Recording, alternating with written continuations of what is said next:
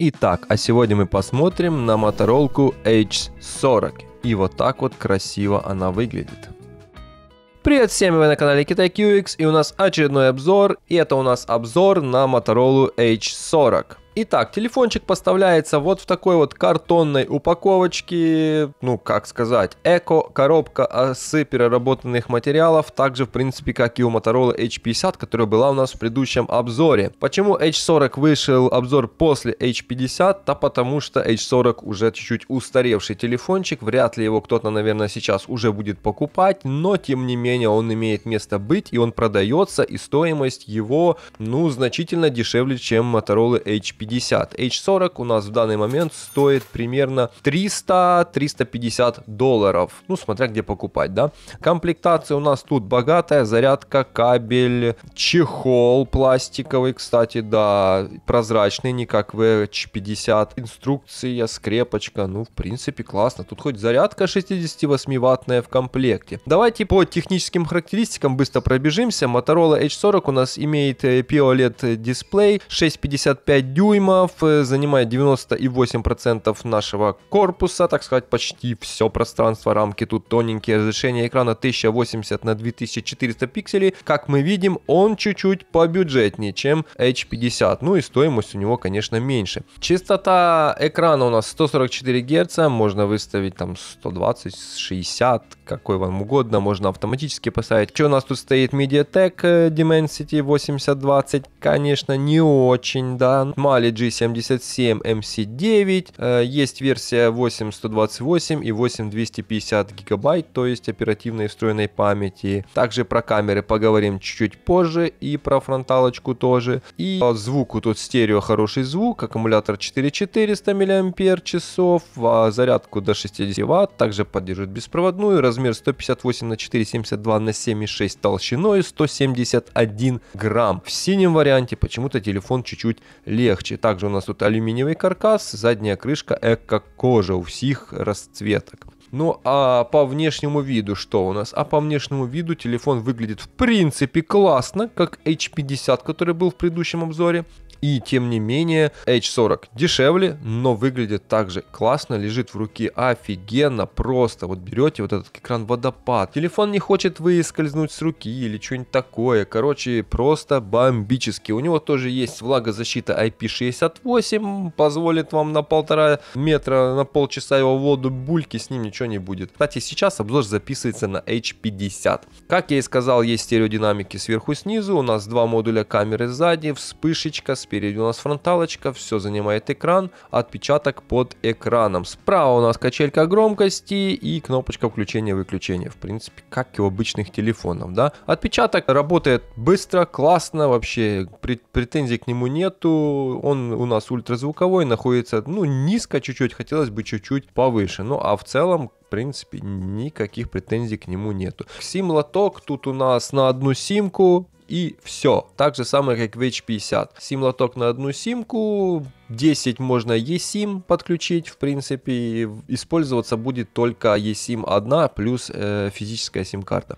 То есть, в принципе, как в H50. По дисплею, что у нас по дисплею? Как я и говорил, тут дисплей 6,55 с неплохим разрешением 1080 на 2400 пикселей. Картинка классная, шим, в принципе, небольшой, чуть-чуть выше, чем у H50, там на 10% до 15% шима. Тем не менее, глаза не устают, все классно. Ну, естественно, тут экран 144 Гц. Хотелось бы, чтобы в H50 тоже был 144 Гц, но, увы. В общем, дисплеем я доволен. Далее мы посмотрим картинку с него классную и затестим заодно звук. Что у нас по производительности? Как я и говорил, у нас Dimensity 8020, конкурент Snapdragon 778. Ну, такой себе процессор, ну, как бы имеет место быть. Имеет место быть. Вантуту набирает 680 тысяч в среднем. Ну, чуть-чуть хуже, чем в H50. Ну, наверное, все-таки дракон в H50 мне, конечно, нравится больше. Но, тем не менее, телефон работает, телефон справляется с играми, претензий к нему нету. Чуть-чуть греется на играх. Конечно, в играх батарейку жрет как не в себя. Долго вы в него не поиграете. Это мы дальше про автономность поговорим. Программное обеспечение у нас Android 13. Обновился недавно до 14 Android. То есть, телефончик обновляется, все хорошо. хорошо, поддержка обновлений 5 лет, как и в принципе H50. Motorola дает 5 лет обновления, безопасности, обновления андроида. Так что если выйдет новый андроид, там 15 до 16, возможно он его получит. В работе вот так вот сказать, что какие-то там микрофризы, ну бывает, может какие-то подтупливания, но это очень редко сказать, что прям он там глючит супер. Интерфейс плавный, интерфейс хороший, работает на Hello UI, претензий у меня к нему нету, оболочка хорошая, юзабельная, классная, с небольшими настройками, там можно настроить какие-то определенные фишки, как подсветка краев экрана, например, какие-то там шрифты выбрать, темы, искусственный интеллект, можно себе сделать, например, обои какие-то интересные, да. Ну, короче, по оболочке мне все нравится, это что-то отголоски от Google Pixel. Вот такая минималистическая, ничего лишнего, все классно, работает из-за этого стабильно. А теперь давайте посмотрим, что у нас по камерам. Камеры у нас тут 3 штуки, одна фронталочка и 2 задних главных модуля, так скажем. Да, фронталочка у нас 32 мегапикселя с диафрагмой f2.4, но почему-то она снимает хуже, чем в Motorola H50. Хотя камеры по факту одинаковые, но все-таки в H40 стоит модуль хуже. Основная камера у нас, главный модуль расширения 50 мегапикселей, диафрагма f1.4, прям круто, в ночи снимает классно и видео тоже. Размер матрицы 1 к 1 к 55. Стабилизация оптическая, фазовый автофокус. В принципе, камера зачетная. Сверхширокоугольный модуль на 13 мегапикселей, диафрагма f2.2 с углом в 120 градусов. В принципе, тоже неплохая бюджетная камера, в принципе, как ставят во все телефоны. Запись у нас идет 4К 30 FPS, что фронталки, что главные модули. И Full HD 60 FPS. Фронталка Full HD 30 пишет. Почему так, не знаю. Стабилизация изображения у нас есть, HDR10 поддерживает. В принципе, претензий нету. Фронталочка, как я и сказал, что видео, что качество фото хуже, чем в H50, значительно. Главные модули наравне. В принципе, что в H50, что в H40, главный модуль с 50 мегапиксельной камерой снимают, в принципе, одинаково. Особой разницы я в качестве не заметил. Единственное, что в H50 у нас есть телеобъектив, а тут нету. На этом сэкономили. А так, в целом, камеры, можно сказать, похожие, кроме фронталок. Качество фото вы сейчас видите на своем экране. В принципе, как я и говорил, фотоют они плюс-минус одинаково, как вы видите, только фронталочка хуже. А сейчас затестим еще и видео.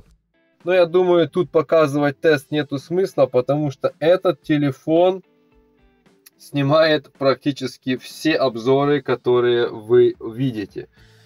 То есть Motorola H40 это у меня такой основной телефон, на который я снимаю все обзоры и в 4К их выкладываю.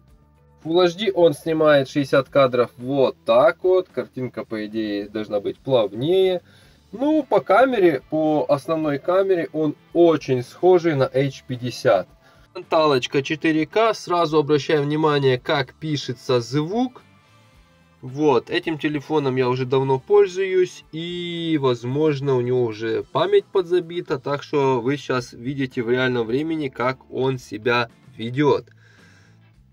Full HD фронталочка у H40 пишет только 30 кадров. Full HD 60 кадров H40 писать не умеет. Вот такая вот картинка, тоже довольно плавная и на свет.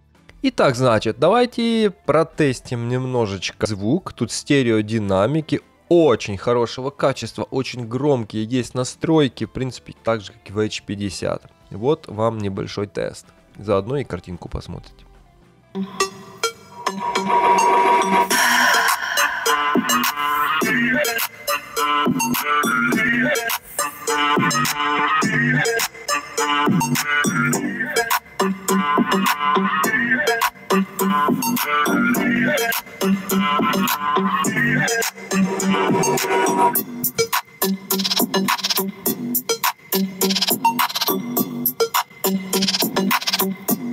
Теперь давайте перейдем к автономности. Автономность этого телефона оставляет желать лучшего. 4400 мАч.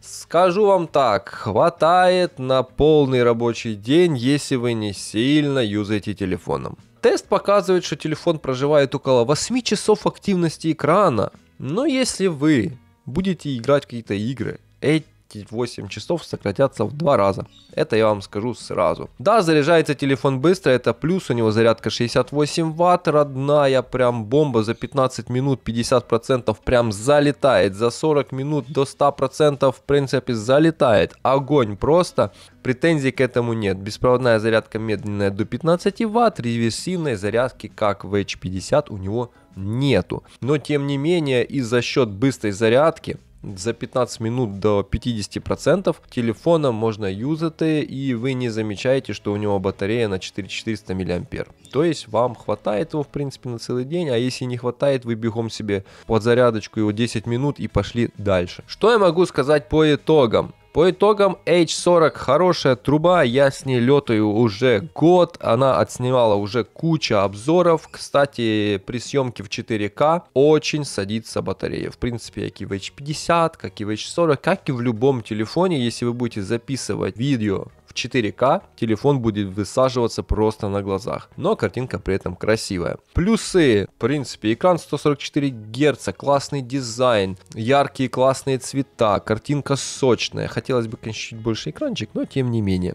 Камеры неплохие, в таком ценовом диапазоне камеры вообще хорошие. Плюс влагозащита, непонятная, кстати, да, я не сказал, непонятное какое тут закаленное стекло стоит, я так и не нашел про это информации вообще. Ну а в целом телефон прям классный, мне нравится, я пользуюсь уже долго, глюков не заметил, обновляется стабильно. Единственный минус, наверное, это процессор и аккумулятор. Хотелось бы чуть-чуть больше, ну и тогда и вес, наверное, был бы больше. И еще за все время вот я юзаю с родным чехлом, он у меня пару раз падал, как вы видите, целый. Единственное, что вот в чехле у нас образовалась небольшая трещинка в этом месте. Ну как бы и все. Если у вас 300-350 долларов в кармане, H40 это хороший вариант. Но если вы хотите игровой смартфон, то можете посмотреть на какие-то Poco F5, F6, там прошки. Те телефоны, конечно, для игр будут лучше. Если вы хотите классную камеру, H40 берите, не пожалеете. Если вы хотите классную фронталку,